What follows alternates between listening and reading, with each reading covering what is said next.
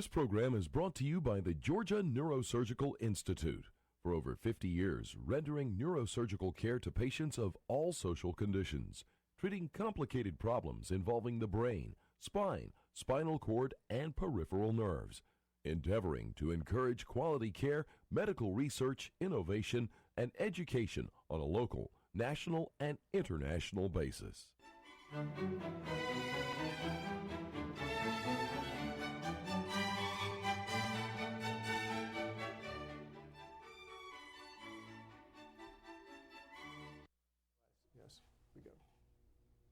Good evening. My name is Joe Sam Robinson. It's my pleasure to have with us tonight Dr. Buck Melton. Welcome, Buck. Glad to be back. Always good to have you here. Yes. We've talked about many things in our conversation, so we've spent a lot of time talking about rights and privileges of Americans.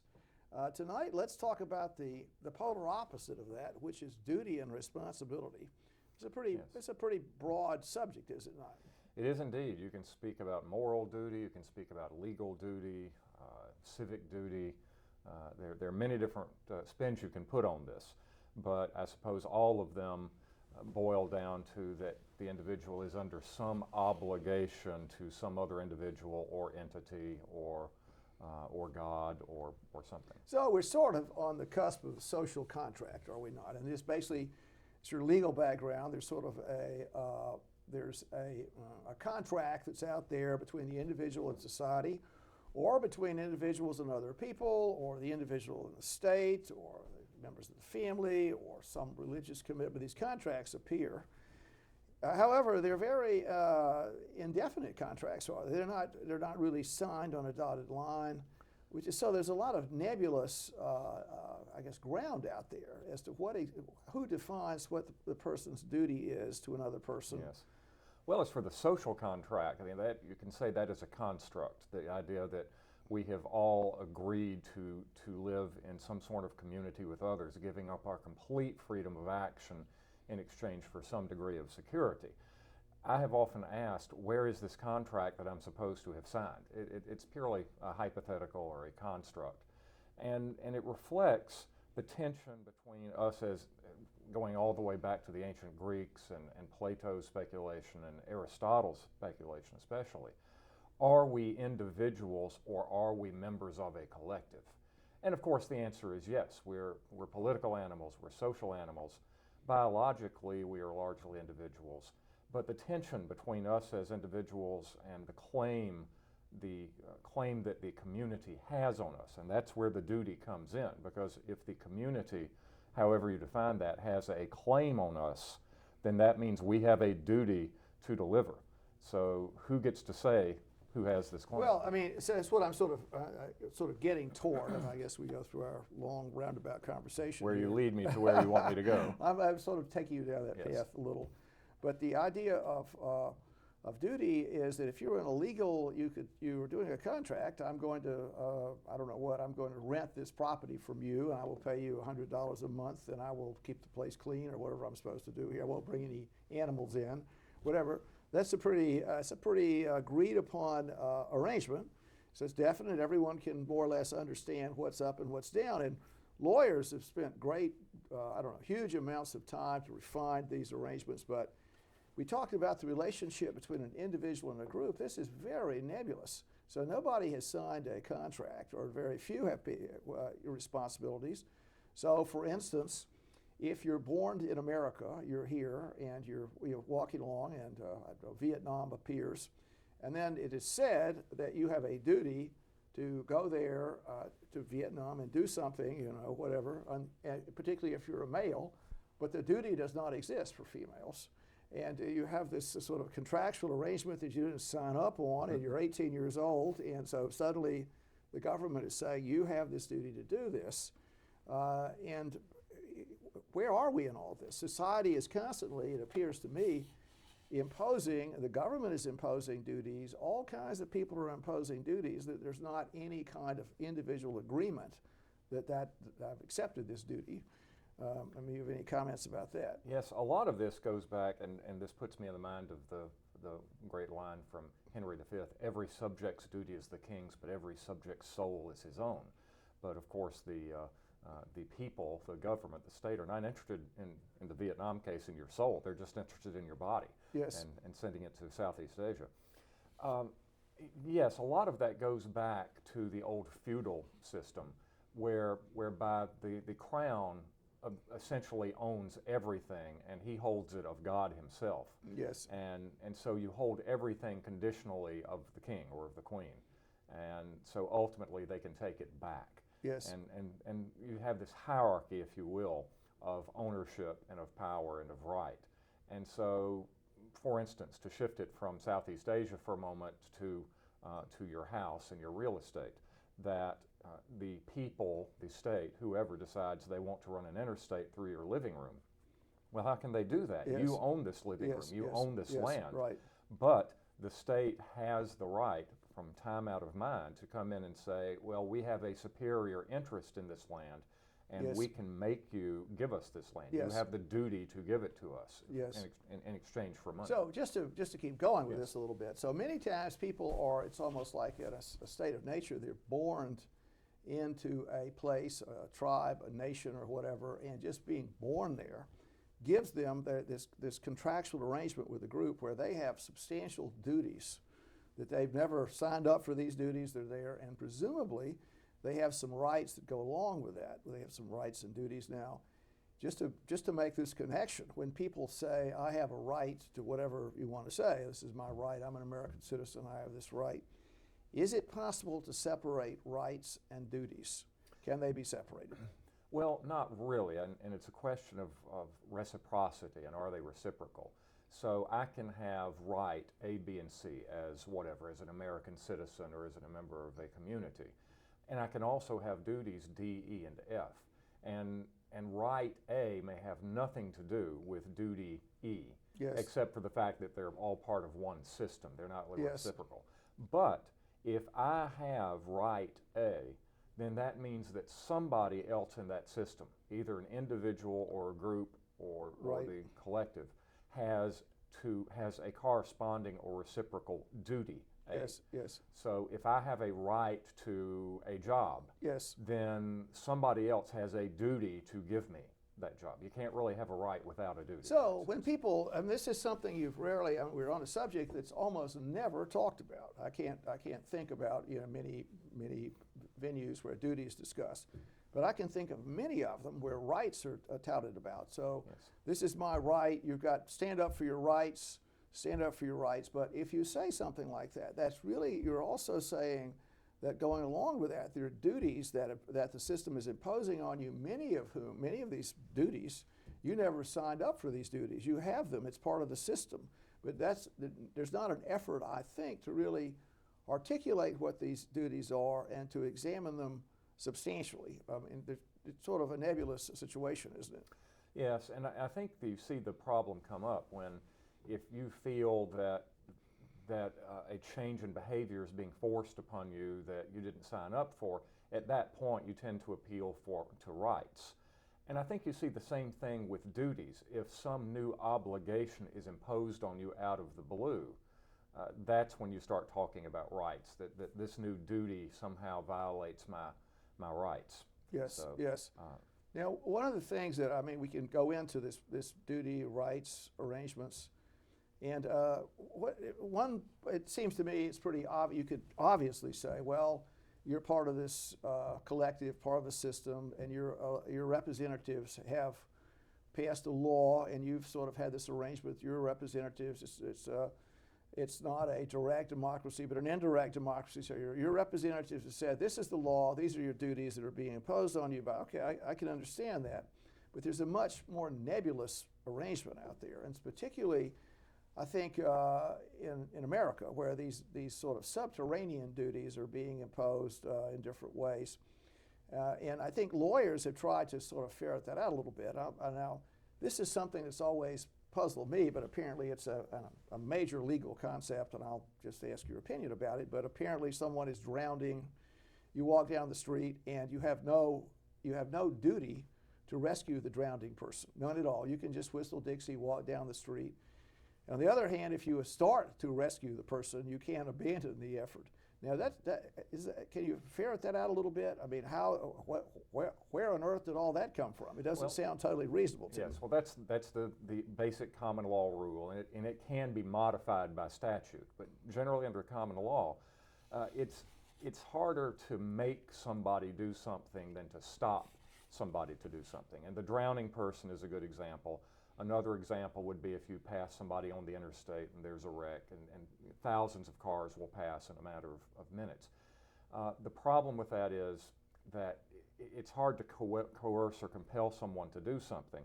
But once they've started to do it, once I see you drowning and I actually start rowing a boat out to you, for instance, the rationale, and all of these rationales are open to question, but other people might see me saving you and think, oh, well, the situation's under control, so I won't bother myself. So once I have started, I have taken the duty upon myself.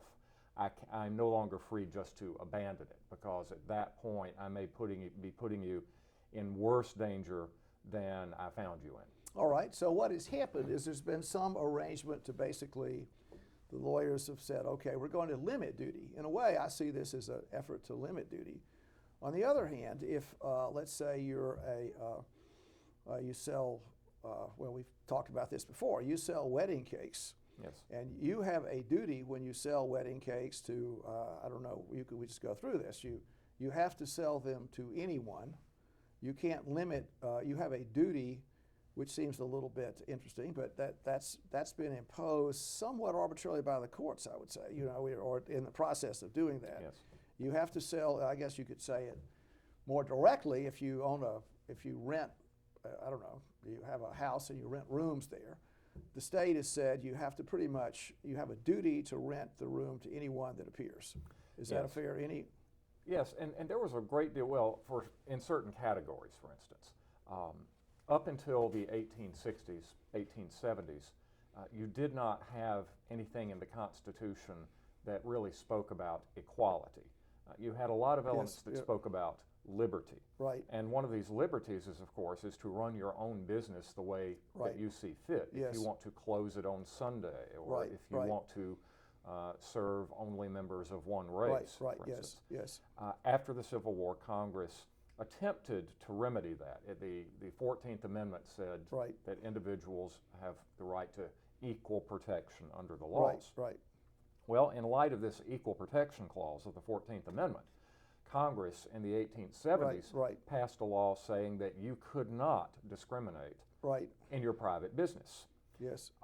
There was a lawsuit over that. So if you owned a hotel or a streetcar company, you could no longer discriminate on the basis of race. Yes. The Supreme Court, and in all sentiments aside about racism or equality, quite properly said this law is unconstitutional, because the 14th Amendment said that the state cannot deprive one of equal protection of the laws. It said nothing about private individuals. Yes.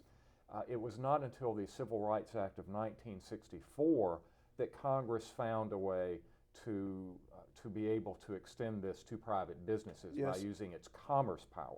If you are engaged, if you're a private business, but you're engaged in interstate commerce. That's the operative word, interstate, and almost anything is interstate, yes, that's the interesting thing. Anything is interstate commerce. So one of the things that's happened in this sort of nebulous arrangement is that if you quote own property, you have property, then there's some kind of duty that you were unaware of when you own the property. I mean, you have all kinds of duties that just occur with property ownership. So if I don't know, you're in the attic collapses and injures someone, and they happen to be in your property, then you have a responsibility or a duty to make certain that no one is injured by your property. Is that a fair thing? Yes, you have, typically in the common law, you have the invitee. You want them to be on your property and you've reached out to bring them in. You have the licensee. You don't particularly want them on your property, but you've got no problem with them being there. And then you have the trespasser, whom you don't want to be on your property. And you have different levels of duty regarding whether the person injured is an invitee, a licensee, or a trespasser. But yes. But in general, I mean, what I guess I'm getting at is the society, because it's getting more complicated, and we have so many people and their interactions are so extraordinary. We live in rural areas. If you're in rural Georgia in 1800, I mean, your duty would be very restricted duty.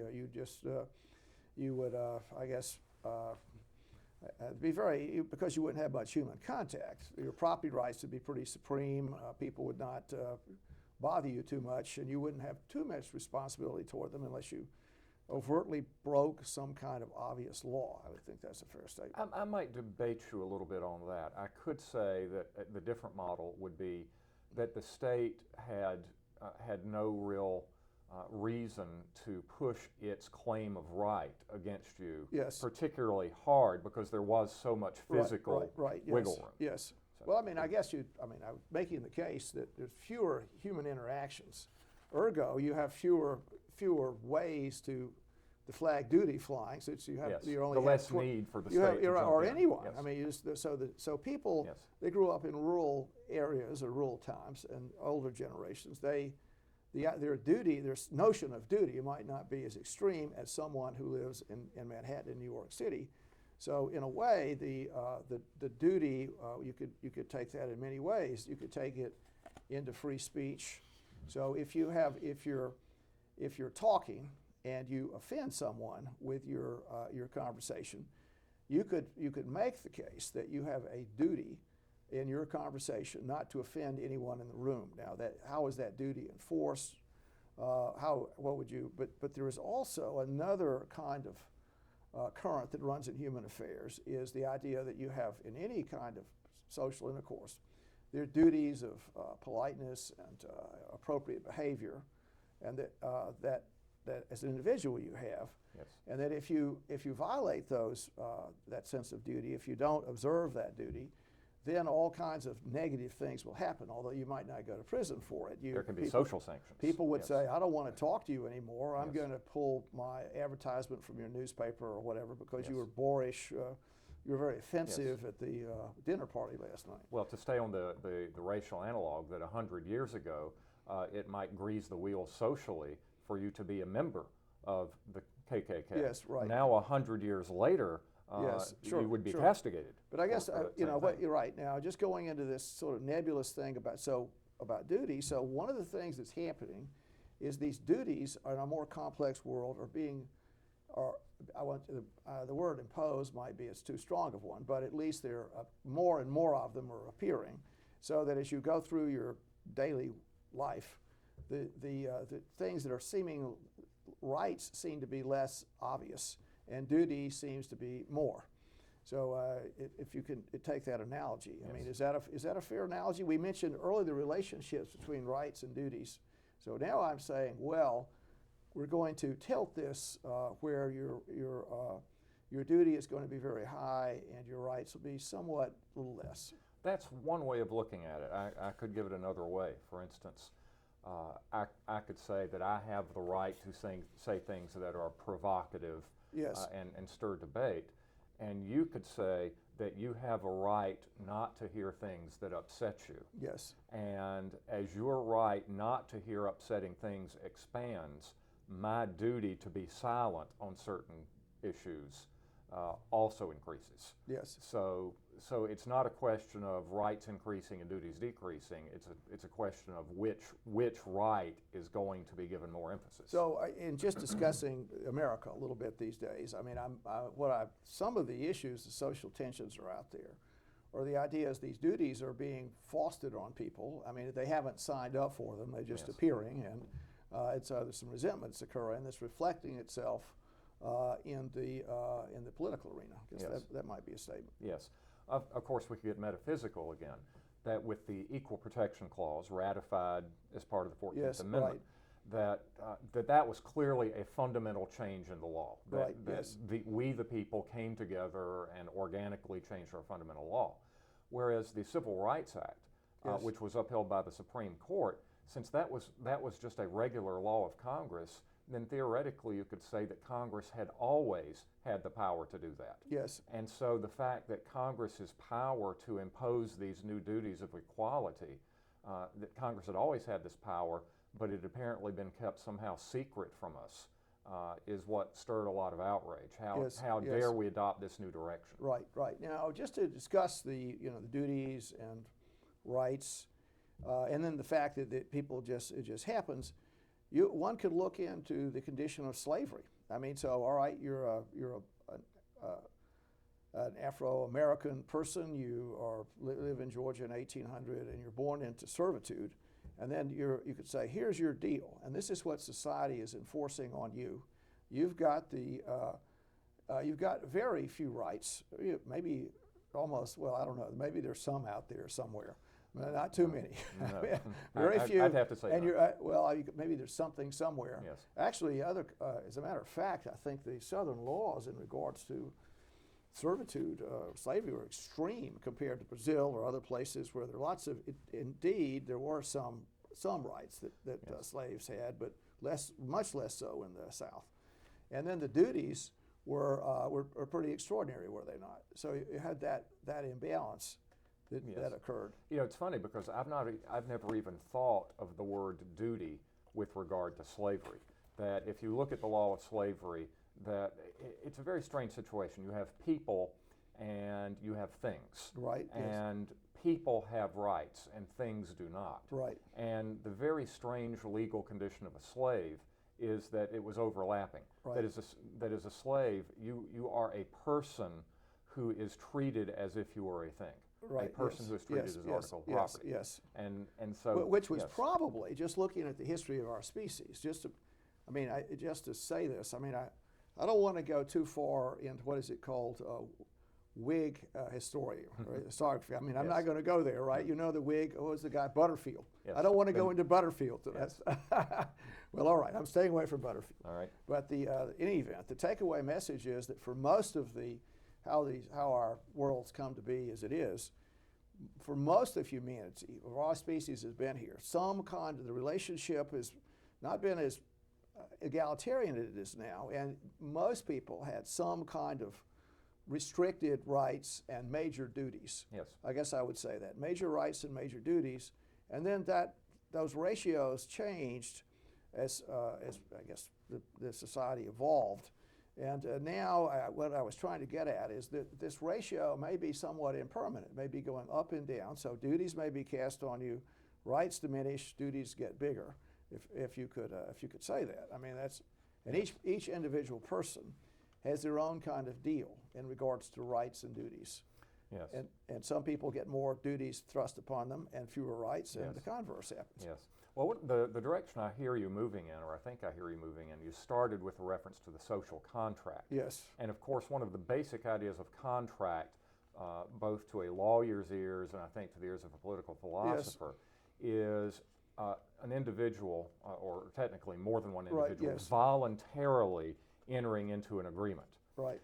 Whereas I hear you with this idea of duty moving us away from the idea of contract and towards the older idea of status, when it's not a matter of an individual voluntarily entering into a relationship and defining its terms. Yes. It's an individual having his conditions imposed upon him.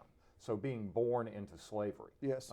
In no sense was the slave a party to a social contract. Right. The slave was a victim of status, Yes. of the community saying, this is your role, Yes. deal with it. Yes, which is an interesting issue. I think we're really touching on sort of the heart of the discussion in a way. So to me, there's a balance between rights and duties, and sometimes I would say they're faux rights or sort of false rights.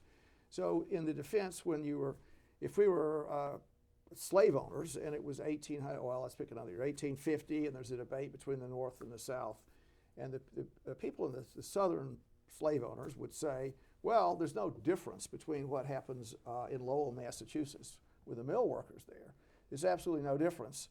Because the people are bound to the mill and they may have the right to do something or go somewhere or whatever, but it's not practical. You just can't do that. You don't have any money. You're forced to just accept the conditions. You can't unionize. There's no way to exercise this right. Yes. And then many people would say maybe that's still the thing that happens in the condition of employment in the country. So it's a complicated kind of issue. If you Yes. So what I'm getting in, duties and rights, slavery, click, a very extreme situation, and then some kind of arrangement that's taking place in America now with people that are, they have, maybe their rights are not as obvious as they think they are, and their duties have tremendously expanded. I mean, do you have any comments about that? Well, to back up a couple of minutes, I would say that the Lowell situation was absolutely correct, and that a lot of Southern white pro-slave apologists would actually use the phrase wage slavery to describe the northern factory worker. We have chattel slavery in the South, you have wage slavery in the North, and your wage slavery is worse in many ways than our chattel slavery. That's right, yes. So, and then later on, of course, the famous song, I Owe My Soul to the Company Store, that you have incurred such a legal debt, which of course is a duty to pay, that you can never escape it, and so you've been reduced to a status level that you're stuck in. Now, you're a professor, you teach, and people borrow money to do that, and they can't from presumably the government, or they get loans, and these loans are not discharged by bankruptcy proceedings, as I understand it. So in a way, I mean, if I could say, can make this analogy with people that have the right to attend postgraduate education. They have a right, and they have a duty to basically pay for it, if I can phrase it that way. And that relationship may be skewed in some circumstances. So maybe as one assesses the United States of America now, understanding the interchange between rights and duties turns out to be a big thing that's not commonly considered, and particularly in our political discourse. Yes. Well, if you're getting down to I have a right to a free education, then, well, education isn't free. I'm a professor at an undergraduate level in a state school. I don't make a great deal, but I don't teach for free. So the idea of free education really means, well, somebody other than the student is going to pay for that education. So if the student has the right to have someone else to pay for that education, then someone else has the duty to pay for it. Yes, and then, well, so the is to continue on this duty right thing. If you're in Cuba and you would say, well, we have you have the right to a free education. We're going to let you go to medical school, all right? The state has paid for everything, but now you owe the state money. You owe the state a lot since your education has been free. So it's sort of the idea you're now going to be a state employee, you're going to pay that back, and the Cubans are going to send you to Venezuela, and they're going to earn money from what you did there. They're going to sort of rent you out as their serfs, if you can understand that a little bit. Are you telling me that when you were in medical school, you didn't build that? I didn't build a medical school. It takes a village. You didn't build your medical education. No, I didn't, as a matter of fact. And so you can then, just to continue with that, yes. And so we're on an interesting conversation. It's back to this social contract. So how does that play? How does the social contract play itself out? Does the individual, you get all these things, you're just born into it, you have this, you have that. You by yourself, you did not conceive yourself. I guess that's a fair statement. You, as a mewling child, I mean, you depend on your parents, all these things. So no person could say they've been a totally independent creature in the world. Everyone has some kind of debt they've received. But just going through that, if in fact the state assumes the role of, unbeknownst to you, once you are in this situation, you've got a duty to pay everything back. It turns out that your liberty, if you want to say that, becomes massively impinged upon. Well, but if you think about it, this has brought us right back to Aristotle, where we started. On the one hand, I imagine up there at UVA, you almost said slaved away, but it might even be appropriate given our talk of duty, that you worked, you put in tremendous individual effort to get that medical school degree, but you did it at a place that was not built through your own efforts. And you have been the beneficiary of this huge medical establishment. So where does the individual's autonomy based on his contribution end, and the right of the community for being enabling of that begin? Well, that's we'll continue to discuss this important philosophical issue. We should. But it's been a very enlightening conversation tonight. So thank you, Bucky. Thank you for coming.